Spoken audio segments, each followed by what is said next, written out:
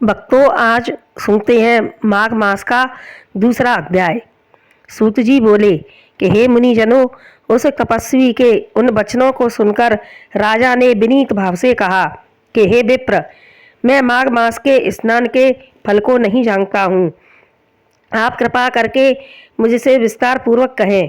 राजा के इन वचनों को सुनकर तपस्वी ने कहा कि हे राजन, अब सूर्योदय होने वाला है, अतः इस समय स्नान करने का शुभ मुहूर्त है।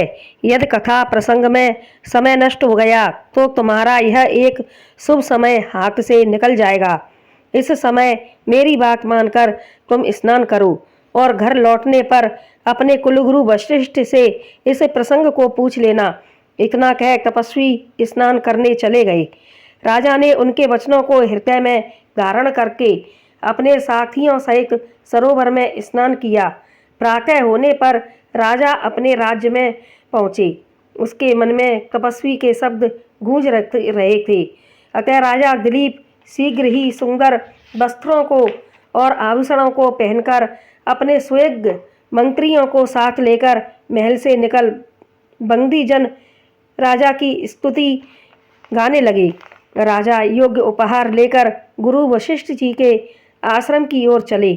वहां पहुंचकर उन्होंने श्रद्धापूर्वक गुरु को नमस्कार किया और साष्टांग प्रणाम किया। वशिष्ठ जी ने राजा का यथोचित सत्कार किया और आशीर्वाद दिया और कुशल पूछी। वशिष्ठ जी के सम्मुख बैठकर राजा ने आदर से अपना सिर झुकाकर बड़े ही विनीत स्वर में उनसे यह कहा कि हे भगवान, आपकी कृपा और आशीर्वाद से मैं पूर्णतया प्रसन्न हूँ। आपके द्वारा मैंने आचार, दंड नीति, राजधर्म एवं चारों वर्णों तथा चारों आश्रमों की समस्त क्रियाएं, दान, विज्ञान, यज्ञ, व्रत, उपासना आदि विधियों सहित भगवान विष्णु के पूजन की समस्त बातों को विधि विधान से सुन लिया है। आज एक तपस्वी ने माघ महात्म एवं स्नान की बातें सुनाकर मेरे दिल में एक जिज्ञासा उत्पन्न कर दी है। अतः हे नाथ, आप कृपा करके मुझे इस माघ महात्म्य का वर्णन सुनाएं। वशिष्ठ जी ने प्रसन्न होकर कहा कि हे राजन, आपकी भगवान के प्रति श्रद्धा को देखकर मेरा हृदय प्रसन्न है। तुमने समस्त जीवों को सुखी बनाने वाला प्रश्न किया है। माघ मास परम पवित्र मास है। जो मनुष्य गौ, पृथ्वी, तिल, वस्त्र, स्वर्ण आदि अन्य उत्तम दानों को बिना किए ही स्वर्ग जाने की इच्छा करते हैं, वह इस माघ मास में स्नान करके स्वर्ग प्राप्त कर सकते हैं। माघ मास में स्नान द्वारा प्राणी सीधा वैकुंठ को जाता है। जो व्यक्ति त्रिरात्रि तक कृच्छ, चंद्रायण एवं पराक व्रत के द्वारा अपना शरीर सुखाना नहीं चाहते परंतु मन में स्वर्ग जाने की इच्छा रखते हैं, उन्हें माघ मास में स्नान करना चाहिए। वैशाख मास में होम और दान, कार्तिक मास में तप पूजन होते हैं, परंतु माघ मास में स्नान का विशेष महत्व है। जो प्राणी बिना यज्ञ, दान, होम किए यदि स्वर्ग जाने की इच्छा करें तो उसे माघ मास में नदी, सरोवर आदि में सूर्योदय से पूर्व स्नान करना चाहिए। माघ स्नान का फल कामधेनु के समान है। विद्वान पुरुषों का कथन है कि माघ स्नान करने वाला प्राणी अनंत फल प्राप्त करता है, वह राजा होता है। माघ स्नान चाहे सकाम हो, चाहे प्रजा के लिए अथवा हरि भगवान के लिए हो, चाहे किसी निमित्त हो, माघ स्नान करने वाला अनेकों फल को प्राप्त करता है। मकर संक्रांति में अन्न त्याग कर अदिति ने 12 वर्ष तक माघ स्नान किया। इससे त्रिलोकी ने उज्ज्वल करने वाले 12 पुत्र दिए। माघ मास के प्रभाव से ही अरुंधति शुभगा स्वर्ग को गई और सची परम रूप भक्ति होकर स्वर्ग में राज्य करती है।